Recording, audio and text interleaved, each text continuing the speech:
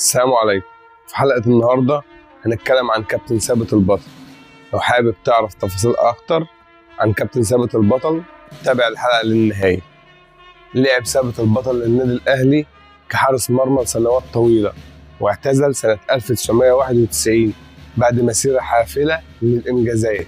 تولى كابتن ثابت منصب مدير الكرة للأهلي مرتين، الأولى عام 1995 لحد عام 2000، والتانية من عام 2004 لحد وفاته عام 2005. حقق العديد من البطولات مع النادي الأهلي، بما في ذلك 11 دوري مصري و6 بطولات كأس مصر. توفى كابتن ثابت البطل 14 فبراير عام 2005 بعد الصراع مع مرض السرطان.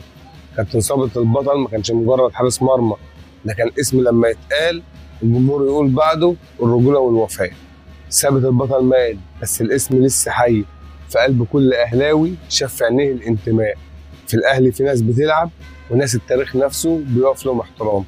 لو أول مرة تشوفني دوس لايك واشتراك وفعل زر الجرس، استنى حكاية جديدة من حكايات التاريخ أهلاوي. في النهاية الأهلي دايما في القلب. سلام.